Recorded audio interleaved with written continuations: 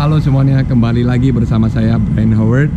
Kali ini saya akan jawab lagi pertanyaan dari komentar-komentar yang ada.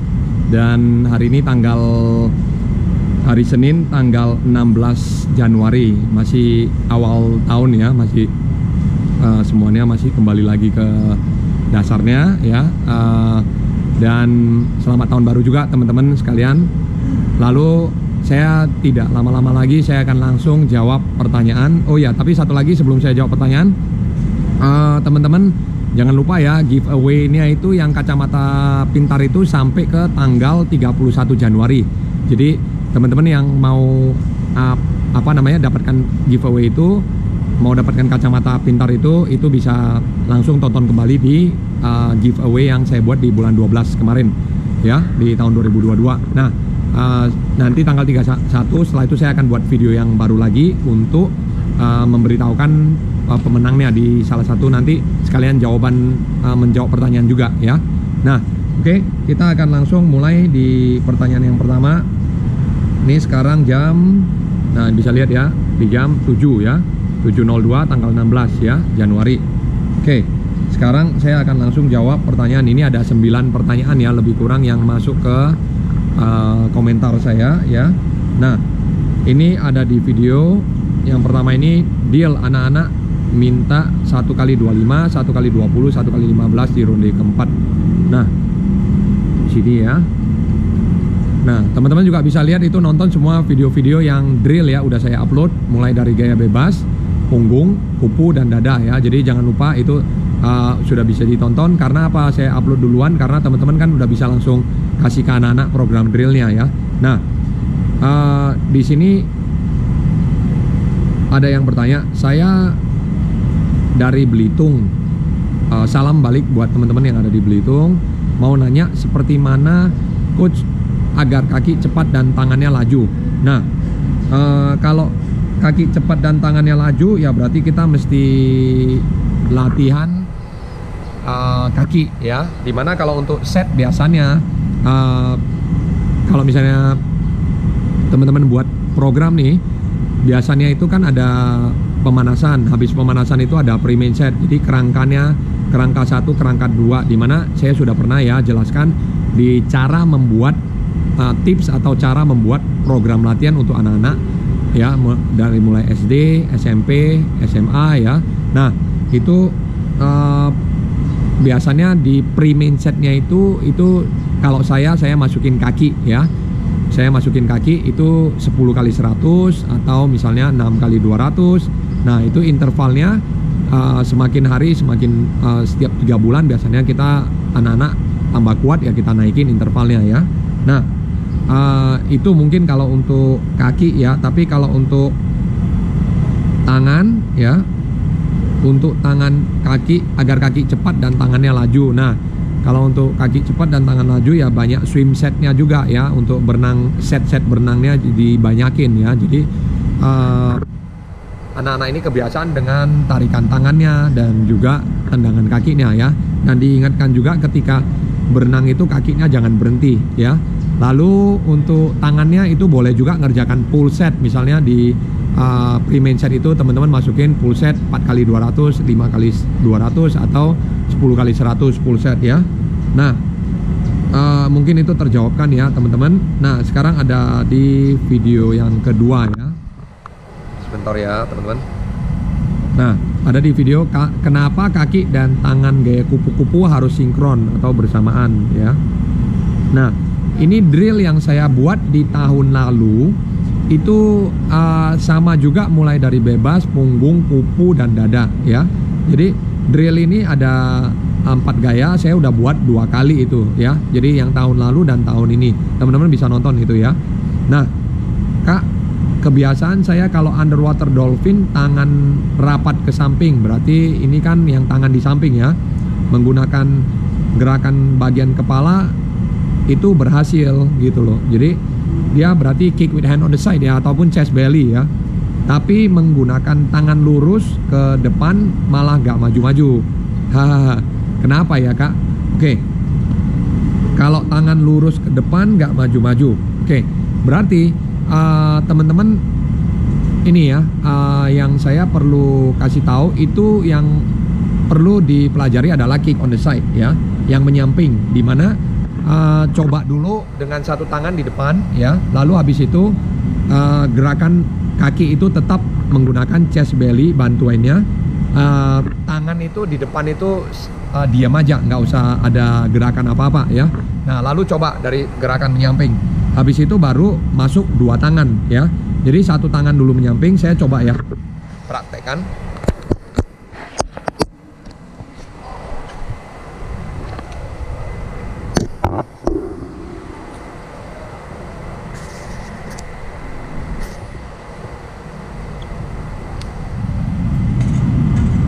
Jadi mulai dulu dengan gerakan yang menyamping ya, dengan satu tangan ini, satu tangan di depan ya, menyamping dengan gerakan seperti ini. Habis itu baru mulai coba dengan dua tangan di depan, lalu tendang ya. Dan juga jangan lupa ketika ngerjakan streamline position itu tangannya lurus, lalu gerakinnya juga dari dada dan perut ya. Jadi dua tangan di depan, lalu gerakinnya tekan dada dan perutnya ya, bukan kepalanya yang naik turun seperti ini ya, tapi dada dan perutnya. Jadi kita mulai dulu dengan satu tangan ya, mau itu tangan kanan, kick on the side yang menyamping ya, yang menyamping atau yang menyamping ke kanan seperti ini ya. Kita mulai dulu, baru habis itu kita masuk ke yang dua tangan yang seperti ini ya. Paham ya teman-teman, bisa dapat ya.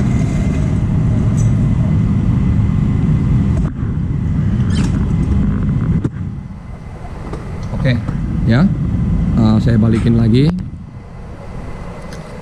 Oke.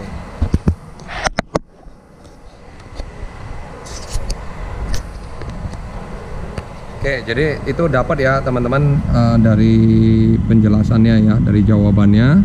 Oke, sekarang saya langsung masuk ke pertanyaan yang ketiga ya.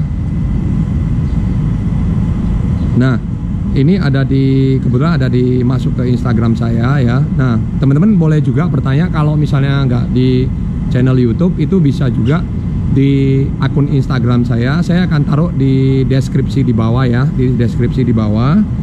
Teman-teman bisa baca. Nanti saya taruh akun Instagram saya di situ. Teman-teman boleh juga bertanya di akun Instagram saya ya. Nah, akun Instagram saya Brian Howard 85 ya. Nah, boleh juga di search ya. Nah, halo coach, saya ingin bertanya, anak usia 8 tahun dia sudah bisa gaya bebas ya. Nah, di sini ya. Nah, tetapi untuk gerakan kakinya masih belum sempurna, pukulan kaki dari lutut. Karena sebelum latihan dengan saya, dia dilatih breaststroke gaya dada terlebih dahulu oleh pelatih yang lain.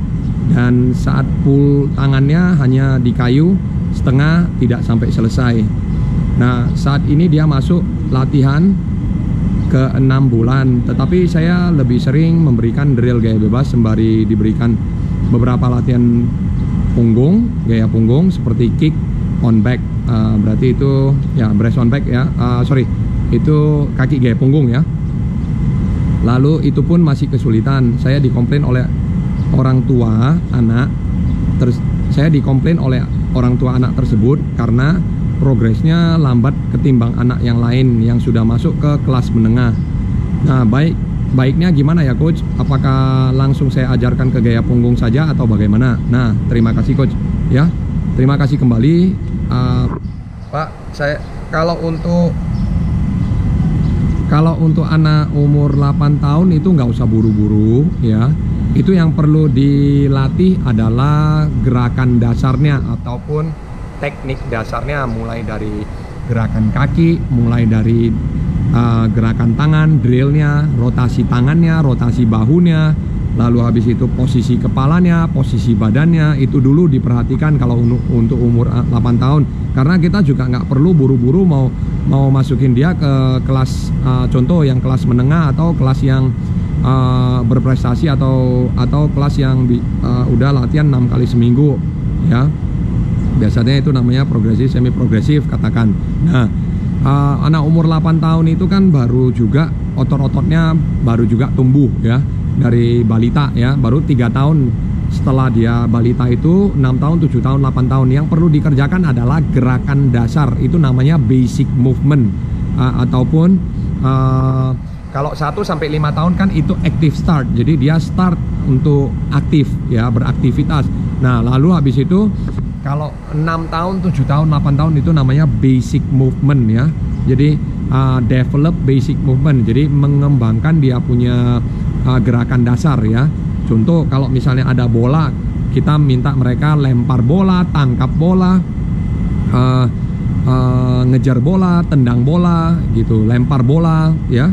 Nah jadi gerakan dasar yang mereka bisa pelajari itu mereka pelajari dulu. Karena apa? Pembentukan gerakan itu ada di umur setelah umur 7 tahun, 8 tahun, 9 tahun, 10 tahun, 11 tahun, 12 tahun. Nah masuk ke 13 tahun itu kita udah bicara mengenai programnya gitu ya. Nah kalau untuk putra ya, kalau untuk putri itu untuk putri itu 11 tahun ya.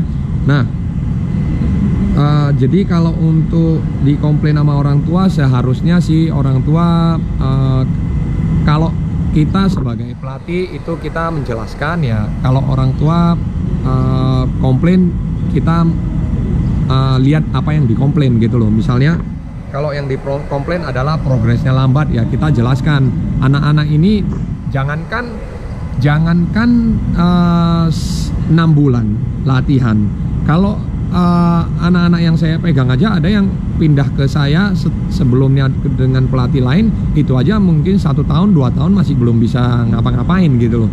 Nah apalagi kalau 6 bulan berharap lebih gitu loh. Nah di sini orang tua juga harus memahami, kita kan juga nggak langsung bisa ngerjakan. Contoh kita waktu kecil kita belum paham apa yang namanya berenang, kan nggak bisa langsung bisa berenang gitu kan, ada prosesnya gitu ya. Jadi ya itu yang harus juga dipahami oleh orang tua. Renang ini adalah jangka panjang gitu loh, jadi bukan olahraga yang jangka pendek. Contoh ya, misalnya kalau mau langsung yang cepat bisa itu biasanya ya kayak kita bermain bola misalnya. Bola itu kan satu tim, jadi kan kamu ke cover gitu, biarpun anak-anak yang satu kurang bagus masih bisa ke cover. Tapi kalau di renang kan individu, hampir sama kayak misalnya lari ya, lari atletik itu kan individu, harus menggunakan skill sendiri, teknik sendiri ya. Jadi banyak hal yang kita juga harus pahami sebagai orang tua untuk sabar ya. Mungkin nanti saya akan jelaskan ya, kalau ada kesempatan saya akan jelaskan mengenai parenting ini ya. Orang tua yang harus memahami proses anak-anak ini yang bertumbuh gitu loh ya. Nah kalau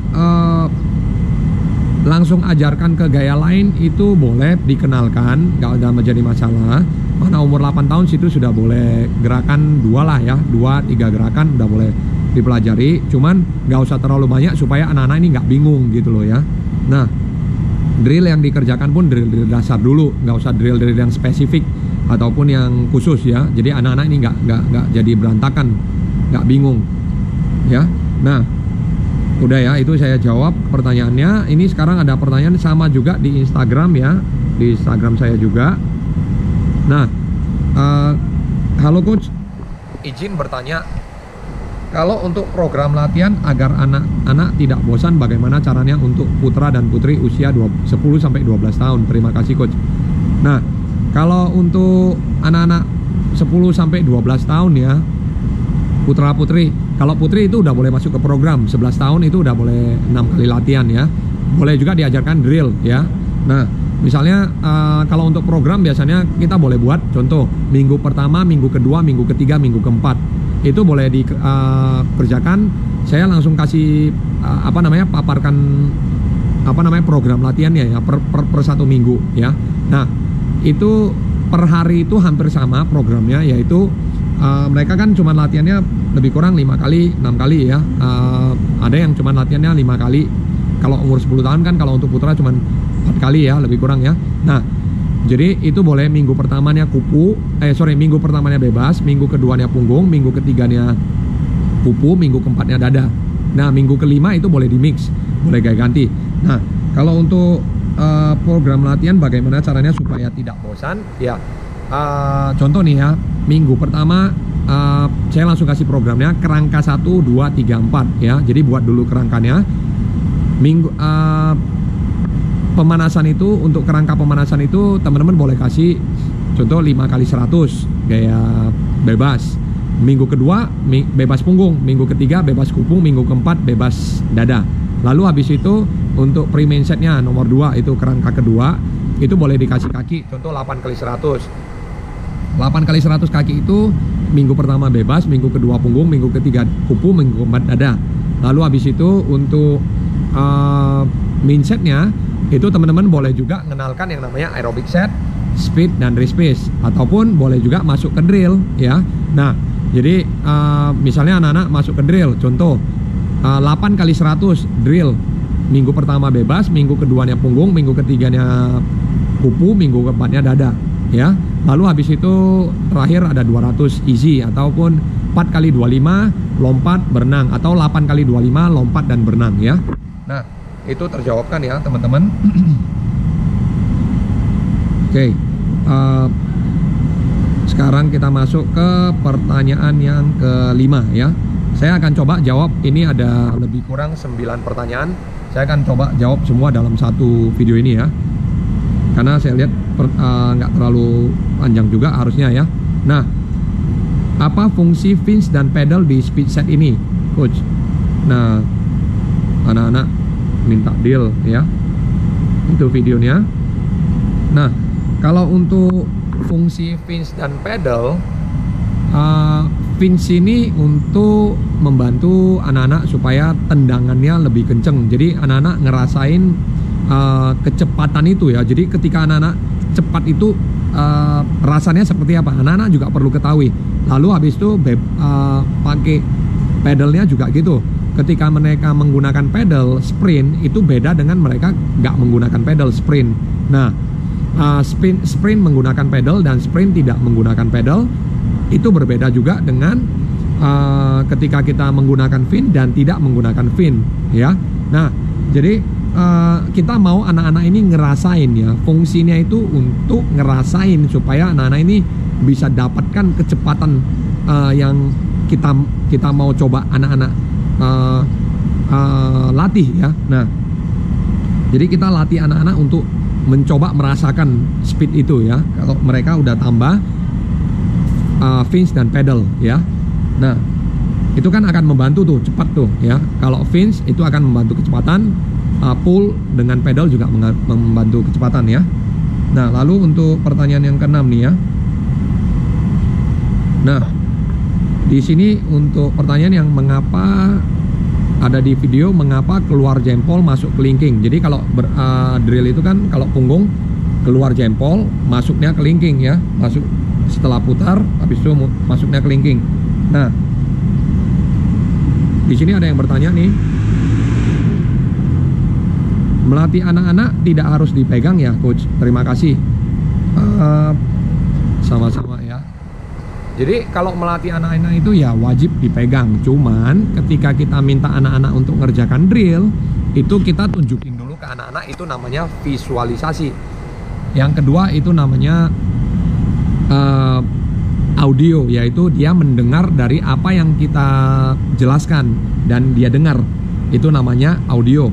Nah, lalu visualisasi itu namanya video, audio, visualisasi. Ada yang orang yang belajar dengan matanya, yaitu visual learner.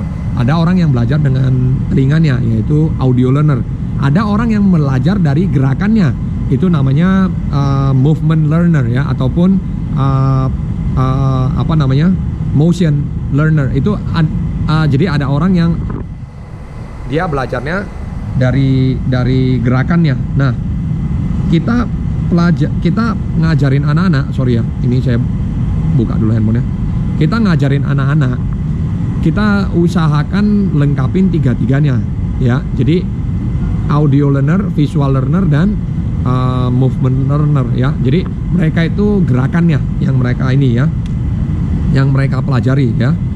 Nah, itu ya mungkin pertanyaan yang ke-6 yang bisa saya jawab. Harus dipegang sih kalau misalnya dia ada kesalahan ya kita pegang, tapi kalau dia tidak ada kesalahan ya kita melihat aja saja ya, kita kasih tahu apa yang ada di kesalahan dia ya. Nah, lalu habis itu ini berikutnya tips atau cara membuat program latihan renang SMP. Mantap coach, dalam dan runtut sekali cara membuat programnya, lebih rapih. Petunjuk coach melatih orang dewasa yang ingin bisa berenang dong. Apa yang harus dilakukan, apa yang harus kita lakukan di awal-awal programnya sampai akhir program sehingga dia bisa berenang, setidaknya bisa renang dan bernafas maju. Terima kasih sebelumnya. Sama-sama Pak. Ini kalau untuk melatih orang dewasa yang ingin berenang, itu biasanya kalau orang dewasa kan kita katakan setelah 30 tahun ke atas atau 40 tahun ke atas ya, itu kita boleh mulai dari kaki dulu. Misalnya kita berikan kick set atau kita berikan drill dasar dulu nih, yang benar-benar dia bisa. Lalu kita ajarkan juga gimana cara teknik pernapasan, karena banyak juga orang tua yang mungkin berenang, ketika berenang mereka tidak ngontrol yang namanya teknik bernafasnya, akhirnya mereka berantakan ya berenangnya, kecapean atau gimana ya. Karena kan orang tua pastinya, orang yang dewasa kan pasti lebih cepat capek lah ya daripada anak-anak, karena anak-anak kan masih bertumbuh. Kalau orang dewasa kan dari segi organ tubuh, otot-otot tubuh, lalu habis itu dari segi psikologinya kan udah maksudnya nggak berkembang banyak lagi seperti anak-anak kecil gitu loh ya.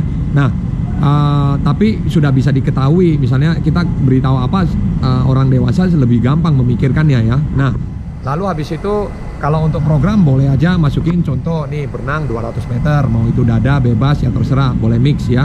Lalu habis itu kita masukin kaki, misalnya 8 kali 50 kaki atau 8 kali 100 kaki kalau udah bisa. Habis itu berenang 8 kali 100 gaya bebas ataupun gaya punggung. Nah ingat, jangan lupa ketika nafas itu tetap harus nafas dari mulut. Ketika ngambil nafas buangnya dari hidung. Jadi masukin kepala ke dalam lalu gelembung ya. Lalu habis itu yang harus diatur sih ya terus-terusan, dan kita boleh ngajarkan yang namanya underwater breathing. Jadi nafas dari mulut, buang dari hidung, nafas dari mulut, buang dari hidung, dan berulang-ulang terus seperti itu ya. Nah kalau dari awal-awal program sih ya itu ya 200 pemanasan, terus 8 kali 50 atau 8 kali 100 kaki. Habis itu kita masuk ke 8 kali 50 dan 8 kali 50 drill contohnya. Yang drill dasar saja ya, nggak usah drill yang berat ya. Nah lalu habis itu kita masuk ke boleh 8 kali 50 berenang dan pelemasan 200 contohnya, kan kira-kira 1000-1200 ya. Nah itu ya terjawabkan ya teman-teman. Nah di sini ada 2 pertanyaan terakhir. Nah kenapa harus ada 80%, 90% dan di atas 90% di aerobic set di sini ya? Nah cepet aja ini teman-teman ya supaya nggak lama. Rumus jadi 117 gimana ya coach, boleh tahu? Nah di sini kan base time-nya kan gini.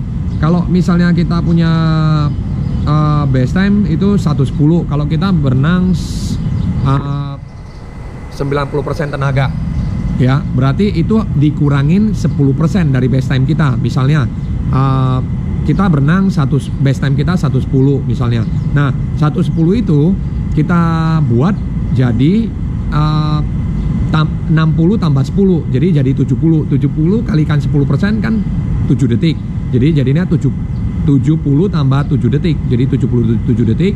Kalau dikonversikan jadi 1 menit 17 detik ya. Jadi rumusnya seperti itu ya. Jadi kalau 90% tenaga tambahkan 10% dari base time dia ya. Nah ini pertanyaan terakhir. Stuck, ada di video, stuck terlanjur over latihan saat umur 8 tahun bagaimana ya?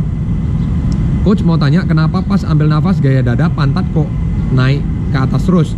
Apakah ada salah menekuk lututnya? Thanks. Nah kalau untuk ngambil nafas, oh iya berarti ketika ambil nafas dadanya ditekan ke bawah berarti ya. Kalau posisinya jadi gini ya, neken ke bawah tapi pantatnya naik gitu ya. posisi pantatnya naik ketika mau ambil nafas ya. Kenapa pas ambil nafas gaya dada pantat kok naik ke atas terus ya? Apakah salah menukuk lututnya? Nah, ketika ambil nafas jangan lupa ambil nafas, habis itu pantat atau pinggangnya mesti turun seperti ini ya. Dan itu mesti di drill ya. Jadi posisi kepala ini mungkin ketika angkat ke atas itu dadanya ditekan ke bawah ya. Jadi dada ini jangan ditekan ke bawah tapi diangkat ke atas. Ketika dadanya diangkat ke atas, otomatis pantatnya akan turun ke bawah seperti ini ya. Nah, boleh juga teman-teman, tadi kan saya sebelumnya sudah di awal videonya kan sudah saya jelaskan tuh, ketika teman-teman mau lihat nonton kembali drill itu ada, saya udah upload 4 videonya mulai dari bebas, punggung, kupu, dan dada. Itu teman-teman bisa langsung cek ya ke video-video sebelumnya ya. Nah, mungkin itu aja terjawabkan ya dari video-video ini, dari komentar-komentar yang ada. Hari ini saya jawab 9 pertanyaan. Jangan lupa berikan kritik dan jangan lupa berikan kritik dan saran di kolom komentar. Saya Brian Howard. Sampai jumpa di video berikutnya. See you in the next video. Dah.